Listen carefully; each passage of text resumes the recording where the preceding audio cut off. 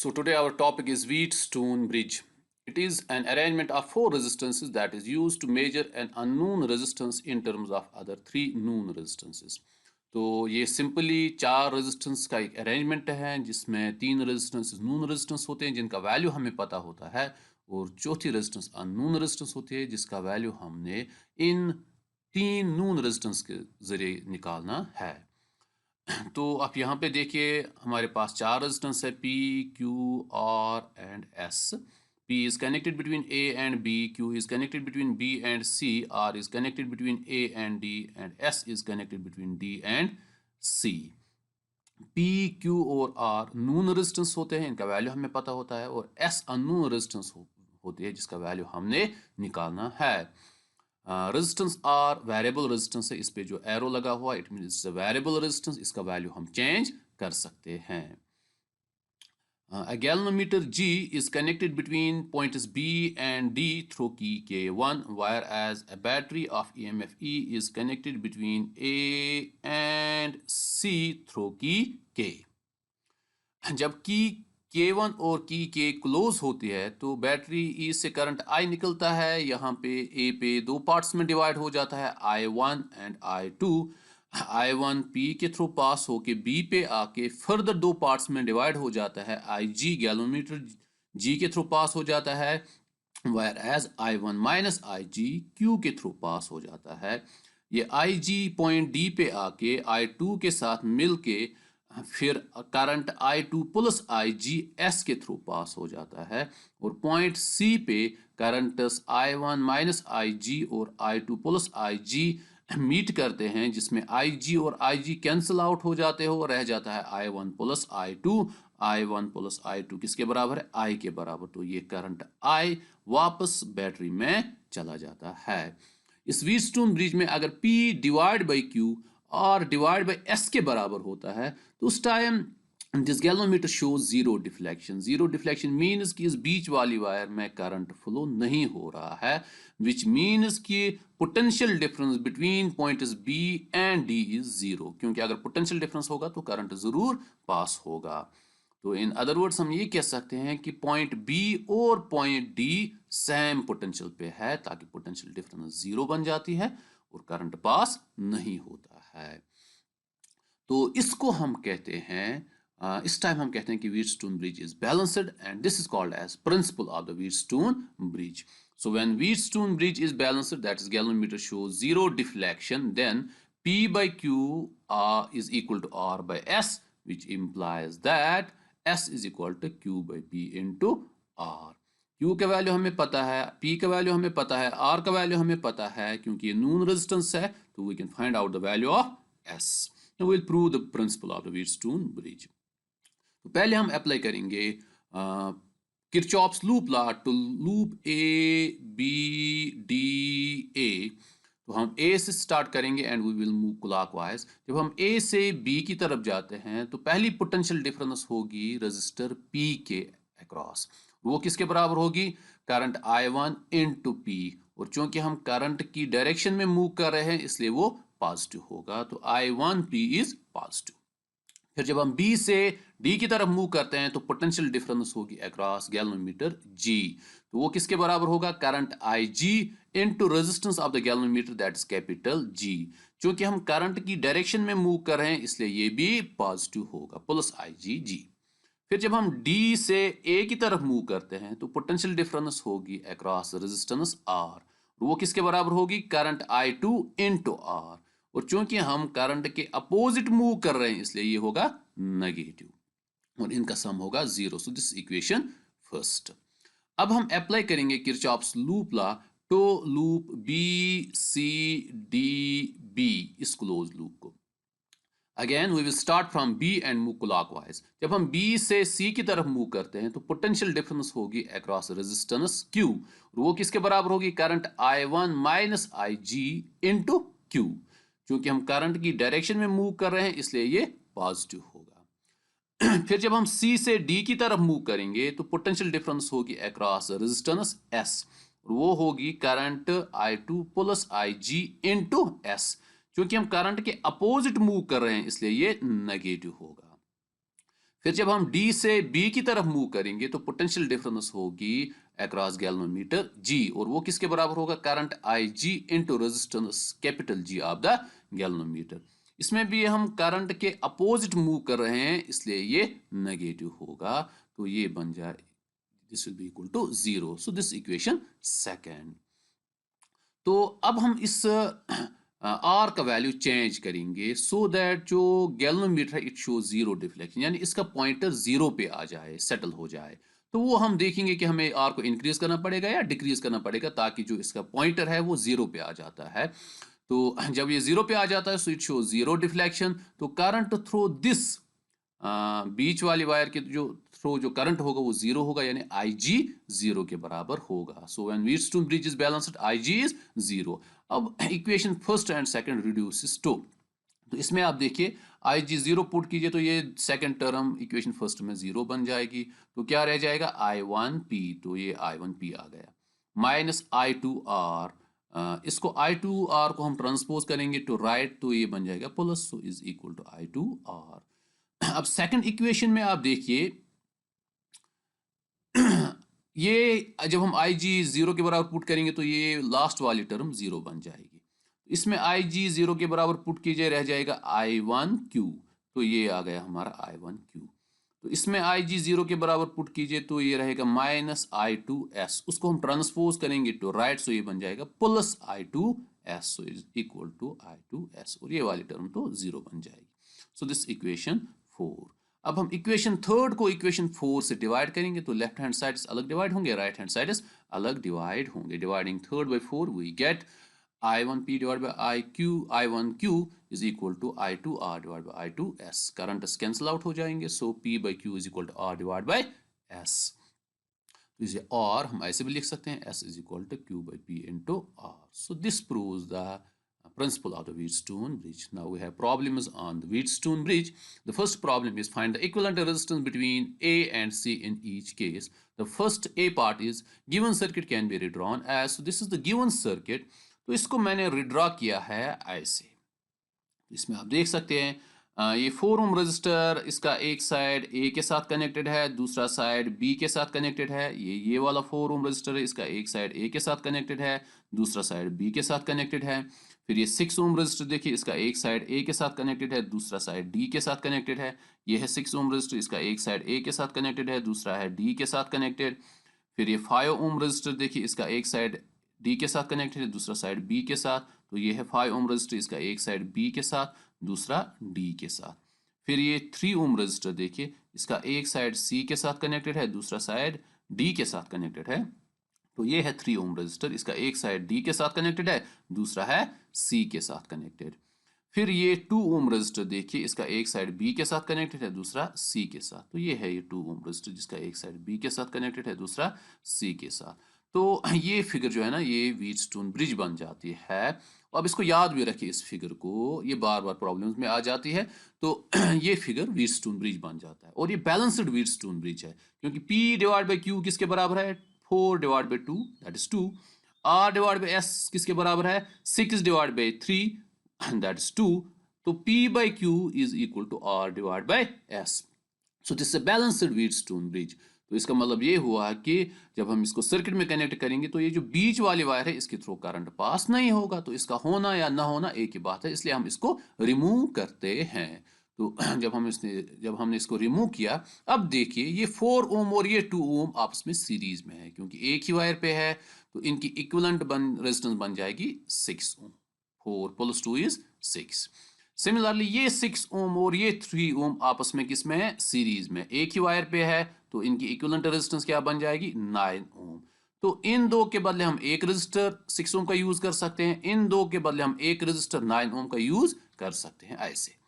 अब ये 6 ओम और ये 9 ओम आपस में क्या है, पैरेलल में है, तो इनकी इक्विवेलेंट रेजिस्टेंस बन जाएगी आरपी, वो किसके बराबर होगी, R1 into R2 divide by R1 plus R2। Parallel combination का मैंने फार्मूला यूज किया, तो that 6 into 9 divide by 6 plus 9 that comes out to be 3.6 Om.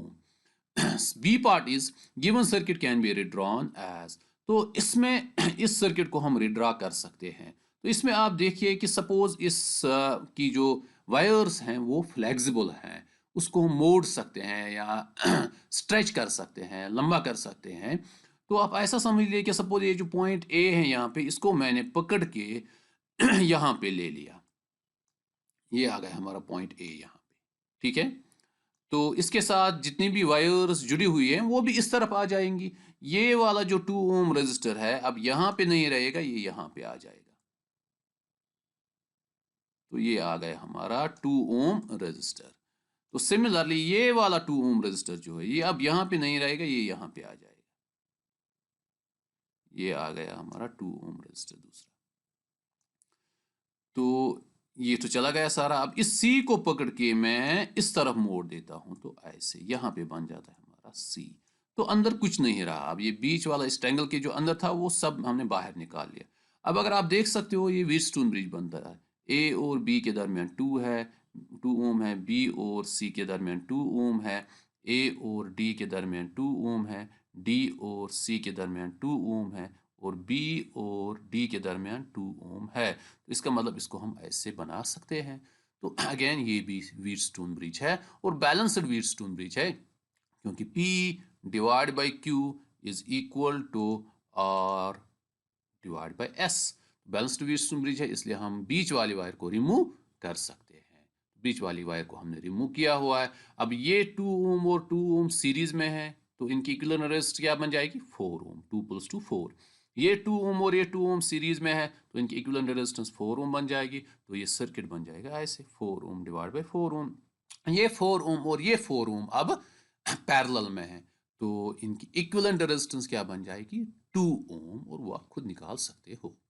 Next part is given circuit can be redrawn as. ये given circuit है, तो इसको हम रिड्रा कर सकते हैं ऐसे। ये जो नीचे वाला 2 ओम है ए और सी के दरमियान, इसको हमने नीचे से दिखाया है यहां से 2। फिर जो ये ऊपर वाला ये रह जाता है यहां से यहां, फिर यहां से यहां, ये बन जाता है हमारा व्हीटस्टोन ब्रिज। अब देख सकते हो ए और बी के दरमियान 2 ओम है, यहाँ पे ए और बी के दरमियान 2 ओम है। फिर बी और सी के दरमियान 2 ओम है। बी और सी के दरमियान 2 ओम है। फिर ए और डी के दरमियान 2 ओम है। ए और डी के दरमियान 2 ओम है। डी और सी के दरमियान 2 ओम है। डी और सी के दरमियान 2 ओम है। फिर बी और डी के दरमियान 2 ओम है और बी और डी के दरमियान 2 ओम है। सो ये जो ऊपर वाला है it is simply A Wheatstone bridge. सिर्फ इसमें ये फर्क है, यहाँ पे ये बी डी जो वायर थी वो छोटी थी और यहाँ पे मैंने इसको लंबा किया हुआ है, तो डी नीचे तक आ गया है। तो ये हमारा व्हीटस्टोन ब्रिज आ गया। Again it is a balanced Wheatstone bridge. 2p divided by q is 2 divided by 2, that is 1. R divided by s is 2 divided by 2, that is 1. So p by q is equal to r divided by s. तो it is a balanced Wheatstone bridge. इसलिए जो ये बीच की wire है इसको हम remove कर सकते हैं। तो ऐसे हमने इसको रिमूव किया हुआ है। तो अब ये सिंपल हो गया है। ये 2 ओम और ये 2 ओम आपस में सीरीज में है, तो इनकी इक्विवेलेंट रेजिस्टेंस बन जाएगी 4 ओम। ये 2 ओम और ये 2 ओम सीरीज में है, तो इनकी इक्विवेलेंट रेजिस्टेंस क्या बन जाएगी? 4 ओम। अब ये 4 ओम, ये 4 ओम और ये 2 ओम आपस में पैरेलल में है और आप इनकी इक्विवेलेंट रेजिस्टेंस निकाल सकते हो। So then we have D part. D part ये है, तो ये आप खुद करेंगे, बट थोड़ा सा मैं हिंट इसमें देता हूं आपको। ये भी बैलेंस्ड व्हीटस्टोन ब्रिज है। तो ये है ए और बी के दरमियान पी, बी और सी के दरमियान क्यू, ए और डी के दरमियान आर, डी और सी के दरमियान एस, और ये बीच वाली वायर है। तो इसको भी आप रिड्रा कर सकते हो एज व्हीटस्टोन ब्रिज और बैलेंस्ड व्हीटस्टोन ब्रिज है। Then we have E part. इसमें भी ये जो ऊपर वाली ट्रायंगल है ये बैलेंस्ड व्हीटस्टोन ब्रिज है, और फिर नीचे एक और रेजिस्टर है 10 ओम का। जो सी पार्ट हमने किया एग्जैक्टली वैसा ही है। तो ये ऊपर वाला बन जाएगा हमारा बैलेंस्ड व्हीटस्टोन ब्रिज। तो इस बीच वाली वायर को हम रिमूव कर सकते हैं। 1 ओम 1 ohm will be in series, तो 2 ओम बन जाएगा। This 1 ohm and this 1 ohm will be in series, तो 2 ओम बन जाएगा। इनका इक्विवेलेंट रेजिस्टेंस 2 ओम और इनका इक्विवेलेंट रेजिस्टेंस 2 ओम, और ये 10 ओम फिर आपस में पैरेलल में होगा। It is exactly just like part number C. Then we have find the current in the circuit. This is next problem. सो ये हमारे पास सर्किट है, इसमें हमने करंट निकालना है। करंट निकालने के लिए हम ओम्स लॉ यूज़ करेंगे। तो करंट निकालने के लिए हमें वोल्टेज और रेजिस्टेंस पता होनी चाहिए। इसमें तो वोल्टेज हमें पता है 10 वोल्ट। तो अब टोटल रेजिस्टेंस निकालनी है। टोटल रेजिस्टेंस निकालने के लिए हम इसको रिड्रा करते हैं, इस फिगर को ऐसे। तो इस 10 वोल्ट बैटरी को हमने नीचे से दिखाया है। तो ऊपर जो ये बन जाता है, ये सिंपली बैलेंस्ड व्हीटस्टोन ब्रिज है। ए और बी के दरमियान 1 ओम, ए और बी के दरमियान 1 ओम, बी और सी के दरमियान 1 ओम, बी और सी के दरमियान 1 ओम, ए और डी के दरमियान 1 ओम। यहाँ पे ए और डी के दरमियान 1 ओम है। डी और सी के दरमियान 1 ओम, डी और सी के दरमियान 1 ओम है। फिर है बी और डी के दरमियान 1 ओम, बी और डी के दरमियान 1 ओम। और ये बैटरी को हमने नीचे से दिखाया है। तो अगेन इसमें अगर आप देखोगे, हाँ, it is a balanced Wheatstone bridge because P divide by Q is equal to R divide by S. तो ये जो बीच वाली वायर है, करंट जो इस बैटरी से निकलेगा वो इस बीच वाली वायर के थ्रू करंट पास नहीं होगा। बैलेंस्ड व्हीटस्टोन ब्रिज है, इसलिए हम इसको रिमूव कर सकते हैं। इसको हमने रिमूव किया हुआ है। तो अब ये 1 ओम और ये 1 ओम आपस में सीरीज में है। तो इक्विवेलेंट रेजिस्टेंस बन जाएगी 1 + 1 2 ओम। ये 1 ओम और ये 1 ओम भी आपस में सीरीज में है, एक ही वायर पे है। तो इक्विवेलेंट रेजिस्टेंस बन जाएगी 1 + 1 2 ओम। अभी इनका इक्विवेलेंट रेजिस्टेंस 2 ओम और इनकी इक्विवेलेंट रेजिस्टेंस 2 ओम आपस में पैरेलल में है। 2 ओम यहाँ पे भी, 2 ओम यहाँ पे भी। जब 2 ओम पैरेलल में होगा तो उनका इक्विवेलेंट रेजिस्टेंस बन जाएगा 1 ओम। तो इस सर्किट की जो टोटल रेजिस्टेंस होगी वो 1 ओम होगी। और वोल्टेज जो है 10 वोल्ट है। तो करंट निकलेगा 10 ampere. Voltage divide by resistance, तो 10 एम्पियर निकलेगा। So meter bridge, it is the practical form of the Wheatstone bridge. Practically जब हम व्हीटस्टोन ब्रिज यूज करते हैं to find out the unknown resistance, so we use it in the form of meter bridge. So this is the meter bridge and this is the picture of this meter bridge. So this meter bridge consists of 3 copper strips A, D and C, out of which A and C is L-shaped whereas D is straight. अब यहाँ पे देख सकते हो ये है A, ये actually usually L shaped होती है, यहाँ पे इन्होंने थोड़ा सा इसको एक्सटेंड किया हुआ है। तो इस तरह C भी L shaped होती है और D straight होती है। A resistance wire usually made up of constantan or manganese of length 1 meter is stretched between A and C. तो ये रेजिस्टेंस वायर है जिसकी लेंथ कितनी है, 1 मीटर है। इसी वजह से इसका नाम मीटर ब्रिज रखा गया है। 1 मीटर मीन्स 100 सेंटीमीटर। ये A और C के दरमियान कनेक्ट की होती है और इसके पैरेलल एक वुडन स्केल होती है 1 मीटर की। तो आप ये यहाँ पे देख सकते हो, ये जो ये वाइट लाइन दिखती है ये रेजिस्टेंस वायर है और इसके नीचे आप देख सकते हो एक वुडन स्केल है। A resistance R of known value is connected between A and C from the resistance box. A and D, sorry, A and D from the resistance box. तो आप ये देख सकते हो ये रेजिस्टेंस बॉक्स है, इसमें बहुत सारी कीज लगी होती है और उनका अलग अलग वैल्यू होता है, लाइक 1 ओम, 2 ओम, 2 ओम, 5 ओम। जिस वैल्यू की हम बाहर निकालेंगे वही वैल्यू की रेजिस्टेंस सर्किट में इंट्रोड्यूस हो जाती है। तो ये जो R है ये रेजिस्टेंस हमें नून रेजिस्टेंस है और इसको हम चेंज भी कर सकते हैं क्योंकि हमने रेजिस्टेंस बॉक्स इंट्रोड्यूस किया है। दूसरी की निकालेंगे तो दूसरा वैल्यू इंट्रोड्यूस हो जाएगा, so we can change its value. तो S is the unknown resistance which is connected between D and C। तो यूजुअली एक रेजिस्टेंस वायर का पीस होता है जिसकी हमने रेजिस्टेंस निकालनी होती है। So this is jockey which is connected to D through galvanometer. आप यहाँ पे देख सकते हो ये जो ये पेन लाइक है, ठीक है। तो ये जॉकी है, इसका टिप शार्प होता है। ये देखिए आप इस वायर से गैल्वेनोमीटर से कनेक्टेड है और गैल्वेनोमीटर स्ट्रिप डी से कनेक्टेड है। तो ये जॉकी को हम इस रेजिस्टेंस वायर पे स्लाइड कर सकते हैं, कहीं पे भी रख के फिर स्लाइड कर सकते हैं। A battery E is connected between A and C through key K। तो सबसे पहले हम ये देखेंगे कि क्या ये मीटर ब्रिज वाकई व्हीटस्टोन ब्रिज है। तो ये हमारा मीटर ब्रिज है। तो ये व्हीटस्टोन ब्रिज है।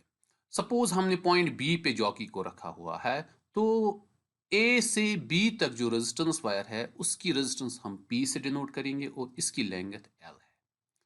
सिमिलरली बी से सी तक जो रेजिस्टेंस वायर है उसकी रेजिस्टेंस हम क्यू से डिनोट करेंगे। So remember it is this is resistance wire not connecting wire, इसकी हाई रेजिस्टेंस होती है। तो बी से सी तक जो रेजिस्टेंस वायर का पोर्शन है उसकी रेजिस्टेंस हम क्यू से डिनोट करेंगे और उसकी लेंथ कितनी रहेगी 100 माइनस एल सेंटीमीटर, क्योंकि टोटल 100 सेंटीमीटर है। तो अब आप देखिए ए और बी के दरमियान रेजिस्टेंस क्या है पी, तो यहाँ पे भी ए और बी के दरमियान रेजिस्टेंस पी है। सिर्फ इतना फर्क है, यहाँ पे रेजिस्टर है, यहाँ पे रेजिस्टेंस वायर है। बी और सी के दरमियान रेजिस्टेंस क्या है क्यू, तो यहाँ पे बी और सी के दरमियान देखिए रेजिस्टेंस क्यू है। ए और डी के दरमियान रेजिस्टेंस कौन सी है आर, वेरिएबल रेजिस्टेंस है और नून रेजिस्टेंस है। ए और डी के दरमियान ये वेरिएबल रेजिस्टेंस आर है।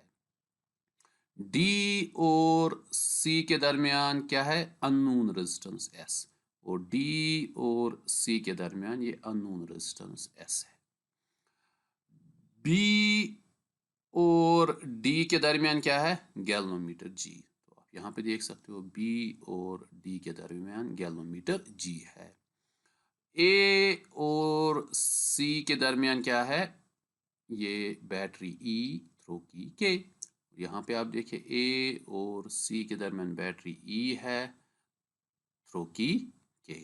So this meter bridge is exactly Wheatstone bridge. तो सपोज जब हमने यहाँ पे टच कराया जॉकी को उस टाइम ये व्हीटस्टोन ब्रिज या मीटर ब्रिज कहिए आप इसको, ये बैलेंस्ड नहीं है, यानी P बाई क्यू का रेशो R बाई S के बराबर नहीं है। तो इसलिए क्या होगा इस वायर से भी करंट जाएगा, यानी यहाँ D और B के दरमियान जो ये गैल्वेनोमीटर है इसके थ्रू करंट जाएगा और गैल्वेनोमीटर विल शो डिफ्लेक्शन। अब हम क्या करते हैं जॉकी को स्लाइड करते हैं रेजिस्टेंस वायर पे।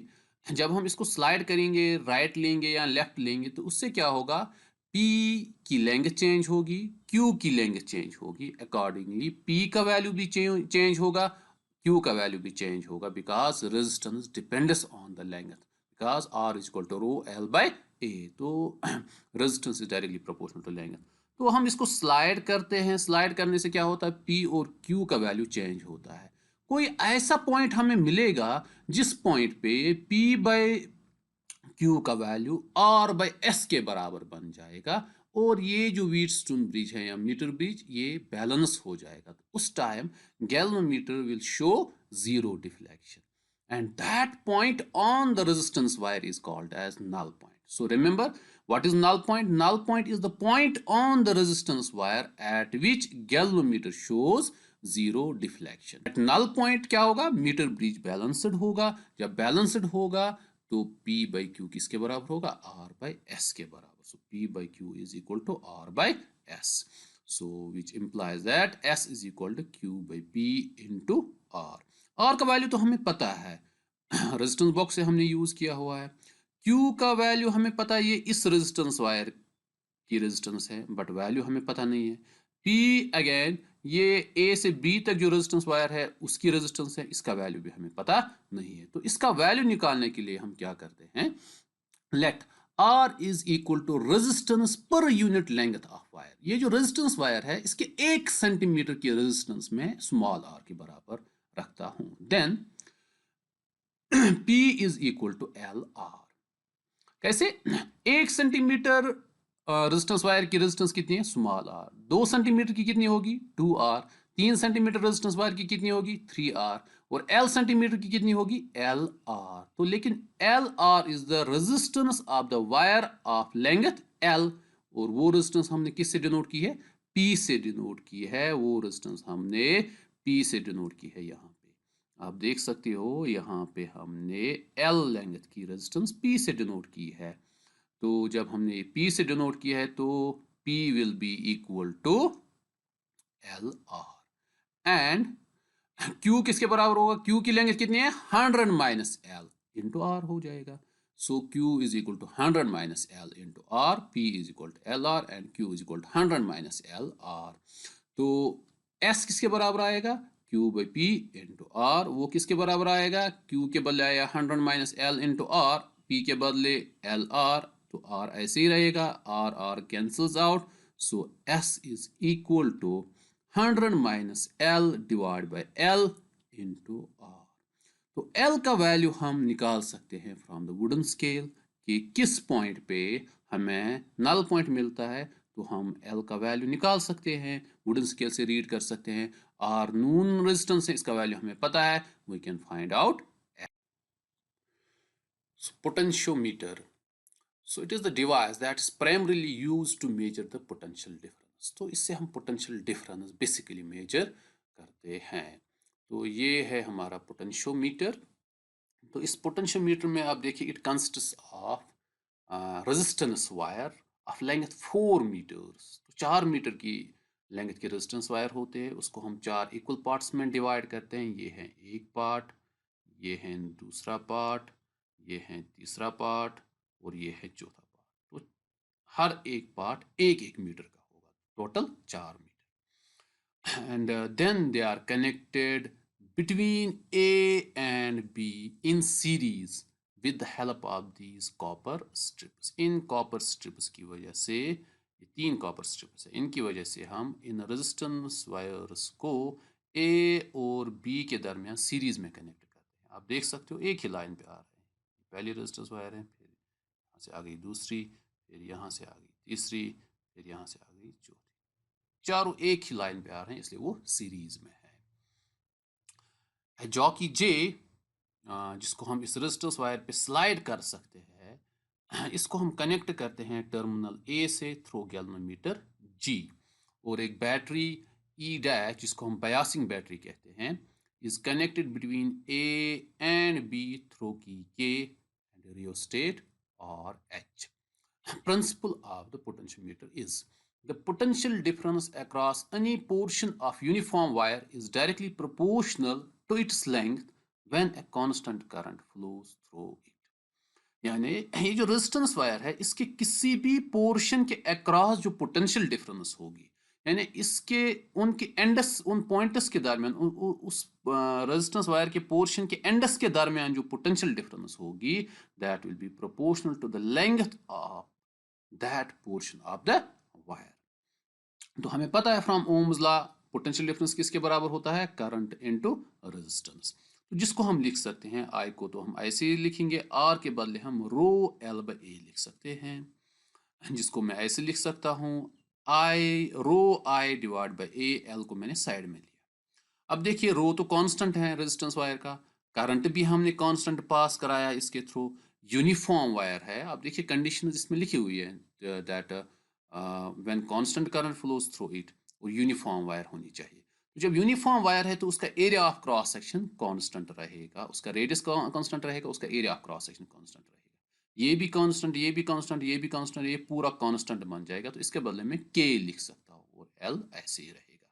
So where k is constant, so it means V is proportional to L, and this is the principle of the potentiometer. Now we have applications of potentiometer. The first application is comparison of EMFs of the two cells.